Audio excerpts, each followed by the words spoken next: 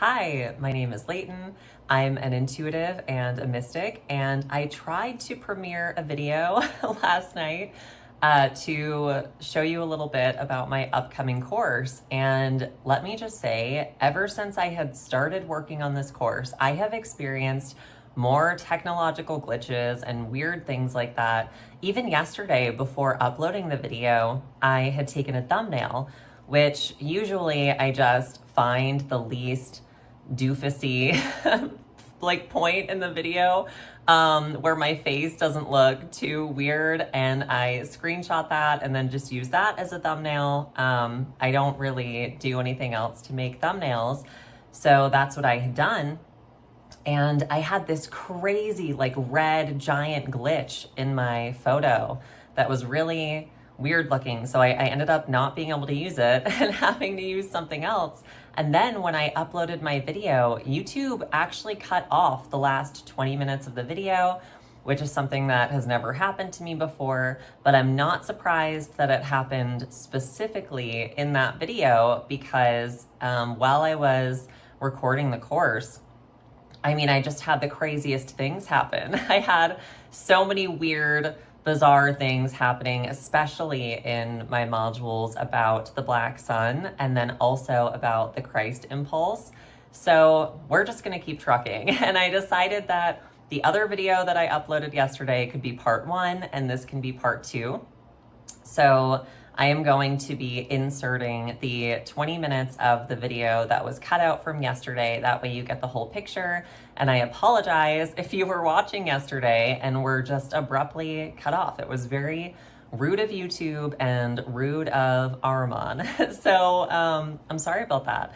And while you do that, as for me, it is really beautiful outside right now. So I'm gonna go outside and I'm gonna get some vitamin D, and hopefully it's beautiful where you live too, and you'll get a chance to go outside and do something nice later too. But that being said, once again, I apologize for just the video totally cutting off yesterday, and I hope you enjoy. We are not gazelles that are actively being chased by lions. We are human beings that often get in these chronic dysregulated states where we are kind of inappropriately applying things like anger and fear because we are so dysregulated and we don't know what else to do with ourselves. And so we just kind of end up in these chronic states. And then that feeds the lower ego. So the ego gets a really bad rep in the spiritual communities because people see it as this thing that you just have to overcome. But we don't want to overcome the ego. We don't want to, evolve outside of it. We want to refine it. We want to purify it. We want to approach the ego as something that we are molding, something that we are shaping every single day. And we are creating it. We are feeding it with what we want to feed it with. And so we can have this developed ego, which is really just the developed personality. It's our self-awareness. It's our maturity. It's the fruits of the spirit. It's our preparedness, all of these things. Or we can feed it with all of our trauma and all of our pain and have it essentially be the manifestation of the trauma body. So underneath that, I also have the pain body. Other characteristics of the lower doppelganger that are listed are the imbalanced luciferic impulse and the imbalanced Ahrimanic impulse. And I actually have a workbook to go with this that I was really excited about. I love making workbooks. It's really fun. And in that workbook, I have a chart that I created to kind of express the imbalanced luciferic impulse and the imbalanced Ahrimanic impulse, and kind of what that looks like and where it falls in the body.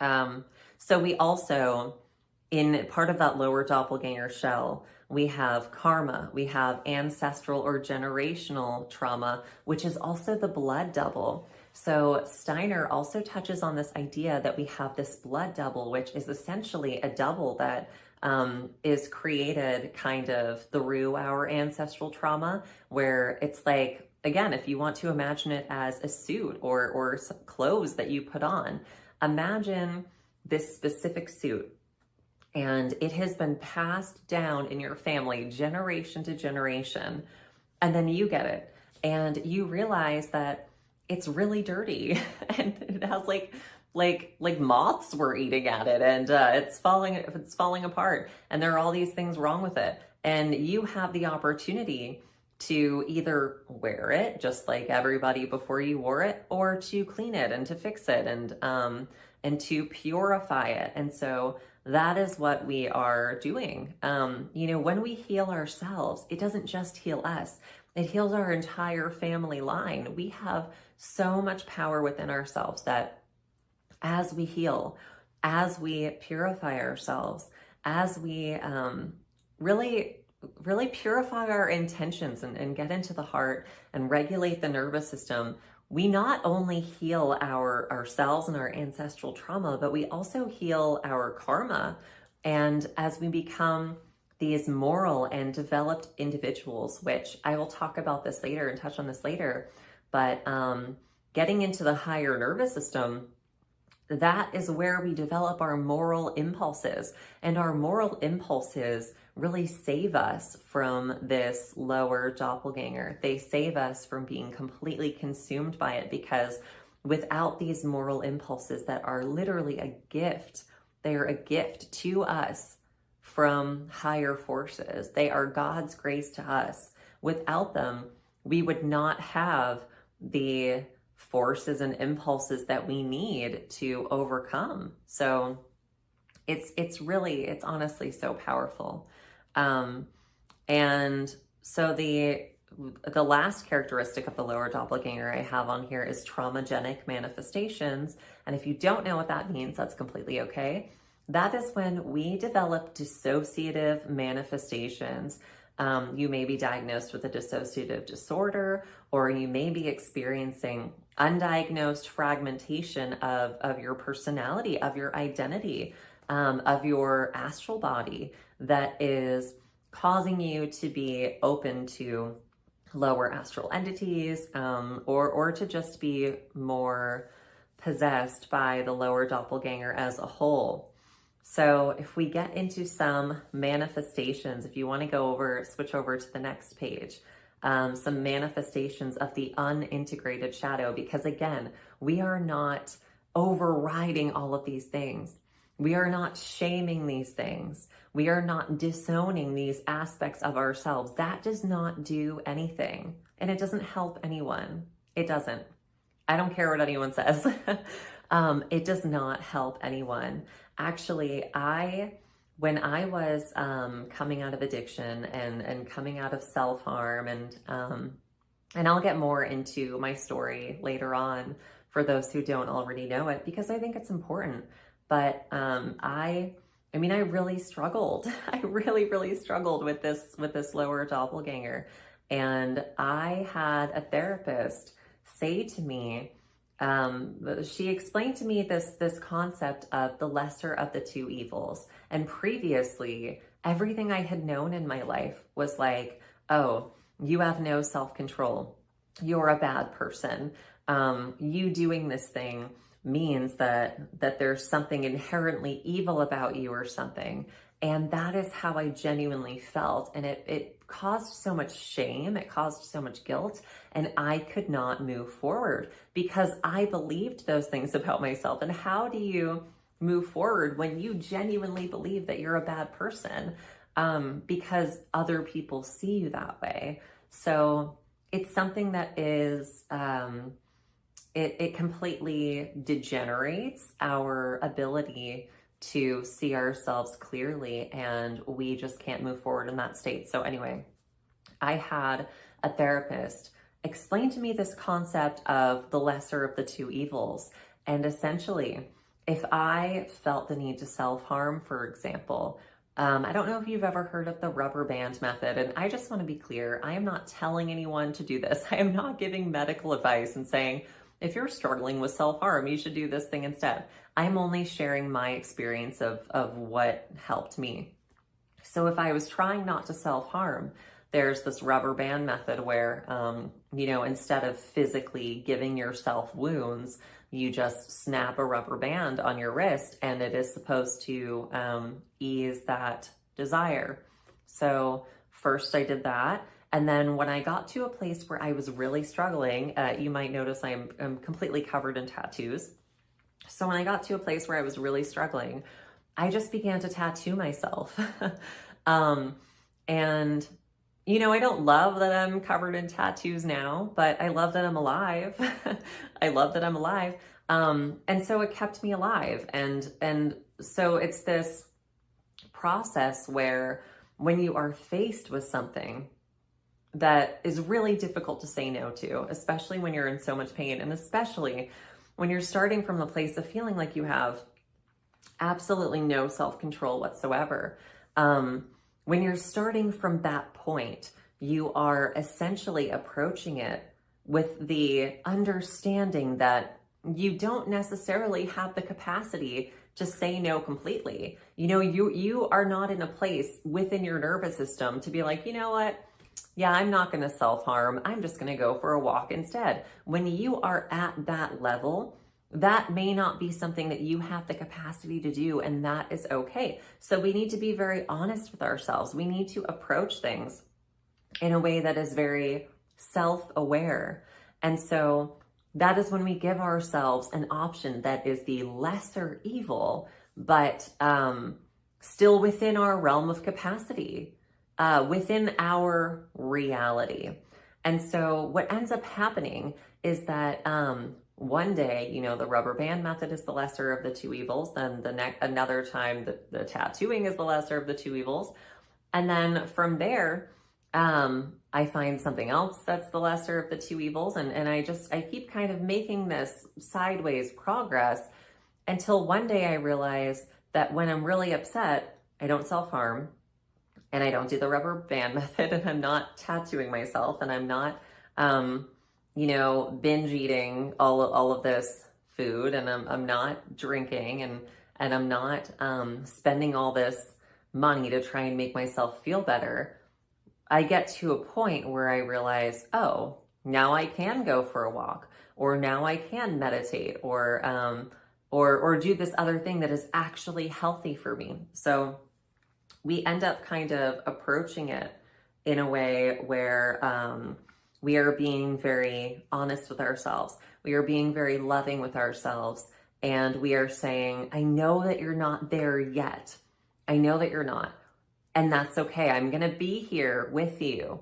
And we are going to try and find something that is a little bit less harmful. And then we are going to continue doing that until we get to a place where maybe we aren't harming ourselves at all. So, that is how I believe we can really begin to integrate the shadow, and there are lots of ways we can approach this. If you have the capacity to dive right in and say, I'm not drinking alcohol anymore, or I'm not going to have meaningless sex anymore and harm myself in that way. If you have the capacity within your nervous system to do that, then go for it. But not everyone does. So we want to have practical methods that work for everyone. So when we're looking at the imbalanced Luciferic impulse, and the reason why I have it as imbalanced, not just Lucifer and Ahriman, is that we have these impulses within us, and they do have these positive things to offer. They do teach us about ourselves. It is something where we do have positive qualities. But what happens is that when Christ is not the center, when Christ is not what we are radiating within our hearts, then we have this imbalance where Lucifer will take over instead, or Ahriman will take over instead. And suddenly, what the center of our life is reflective of our trauma and not reflected of Source, not reflected of Christ. So it's important that we understand that. So for imbalanced Lucifer, I have sexual depravity, black magic, drug addiction, self-worship, and narcissism, which I have said this so many times before, but narcissism in most cases is the ultimate form of survival mode. It is when you get to a place, and I know this is an unpopular opinion. I am not saying that genuinely evil people do not exist. And that's why I am specifically using the words most of the time and not all of the time. But most of the time, you have people that are severely traumatized and their prefrontal cortex shuts down and their amygdala is all jacked up and their hippocampus is jacked up, and their nervous system is completely dysregulated. And they end up in this place within their body, especially out of a lack of proper mirroring growing up, a lack of emotional maturity, a lack of self-awareness. I mean, you throw all of these things into a pot together and you have a very dangerous concoction. And this is unfortunately what we see in so much of society. So essentially we have this dangerous combination, right? And with that dangerous combination, we have people that are acting in a way where it's every man for himself. And, you know, they are approaching life in a way that is very selfish because they feel like they just have to worry about themselves and that's it. Maybe they have experienced extreme betrayal.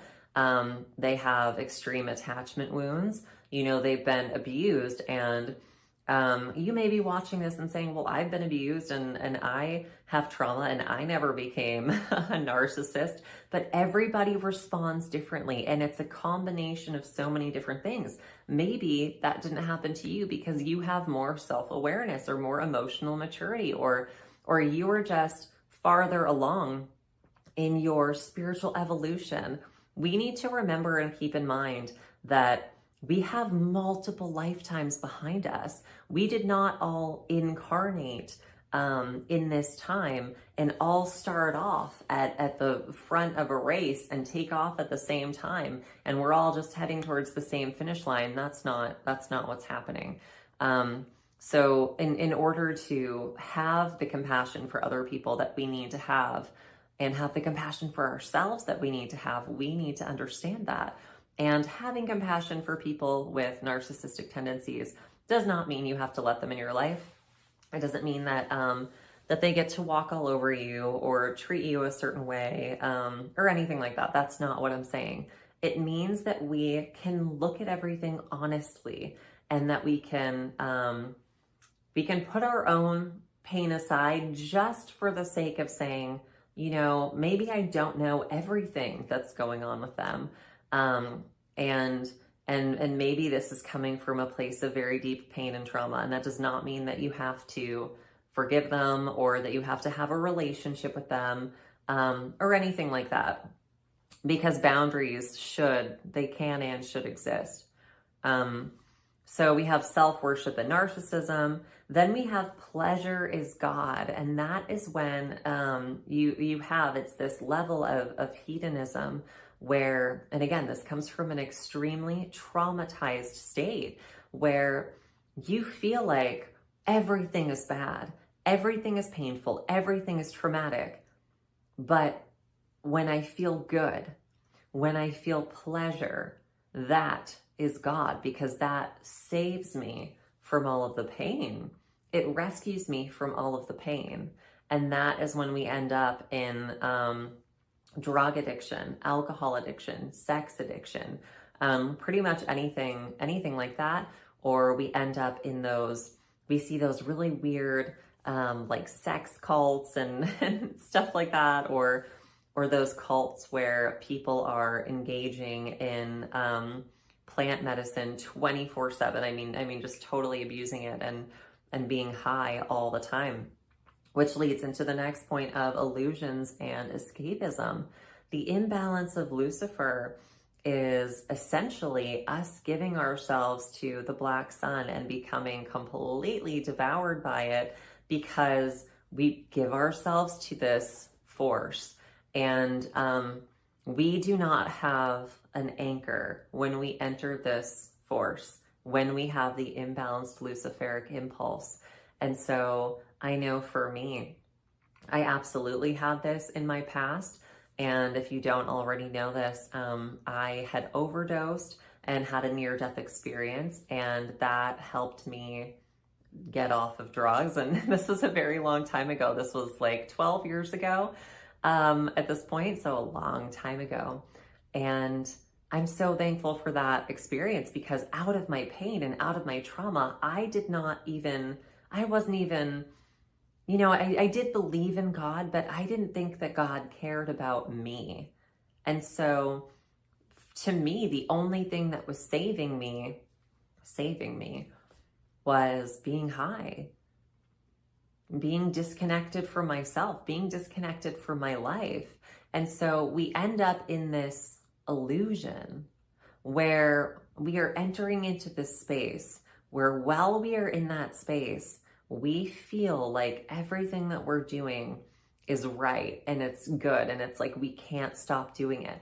But as soon as it's over, we realize this is really bad. This is vampiric. This is cannibalistic. This is destroying me. And that's what ends up happening, is you get high for the first time and you think, this is everything.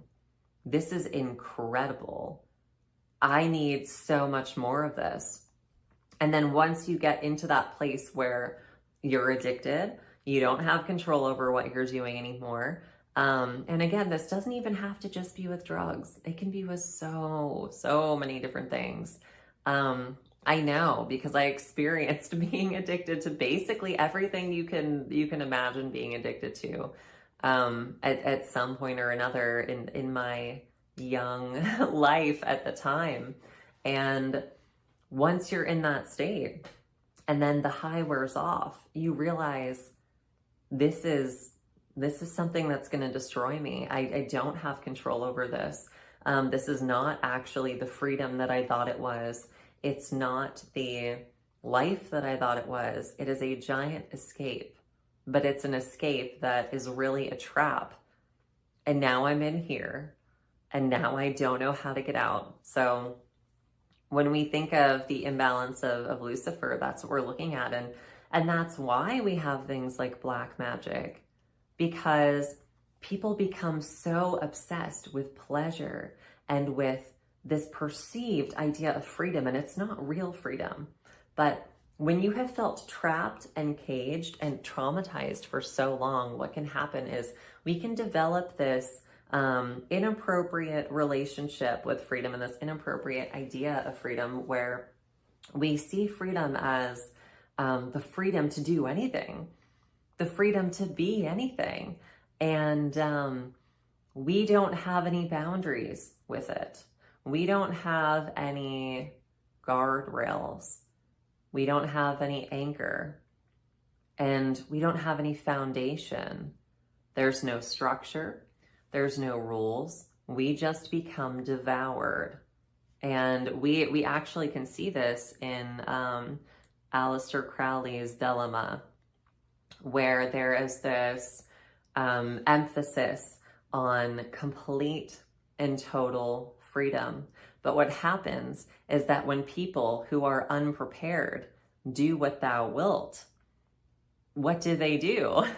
Everything that their trauma body wants to do, everything that their lower doppelganger wants to do. And they end up completely possessed by it with absolutely no control over their lives.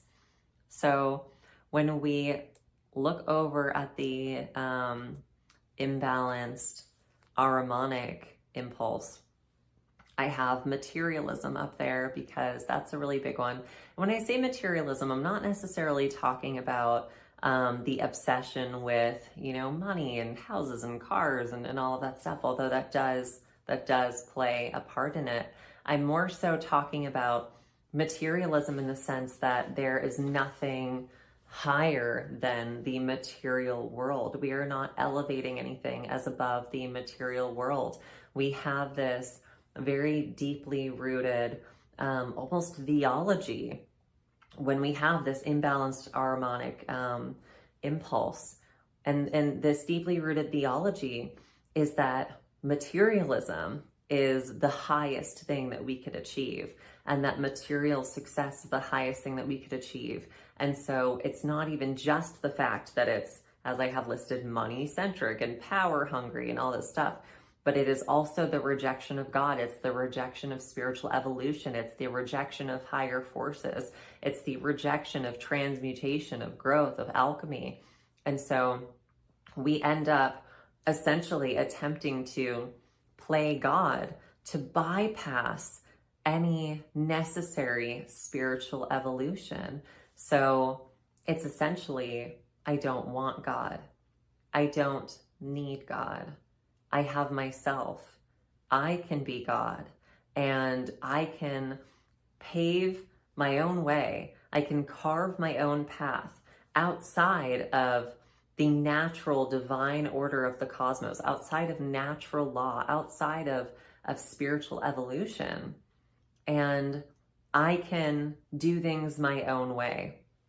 And this is where we have transhumanism, and you know, we see people worshiping robots that are assigned. They have certain deities assigned to them, and there are people literally bowing down to them like idols. I mean, it's biblical.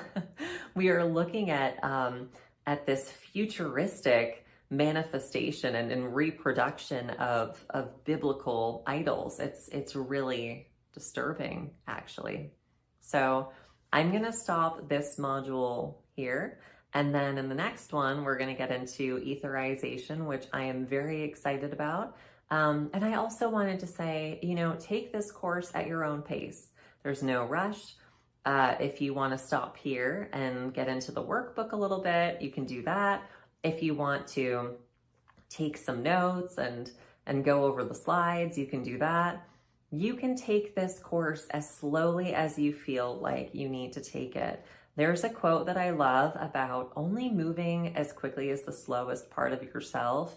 And that's how I believe we make progress. If we try and force ourselves to do things, if we try and jump into something before we are ready, we're just going to end up taking 10 steps back, right? So if you need to, go take care of yourself, because this probably brought some stuff up for you. It might have brought up some shame. It might have brought up some uncomfortable memories, especially around things like addiction or obsessions, or, you know, that past childhood pain and trauma. So maybe go have a hot cup of water, or have a coffee or a cup of tea, or take a shower, go for a walk, pet your dog or your cat, or just do something that is going to nurture you. You deserve it. This is hard stuff to talk about, and we haven't even really gotten into it yet. So if you're feeling emotional or having anything come up, take a moment to sit with it and love yourself through it, because you're going to be okay. So yeah, stay tuned for the next one.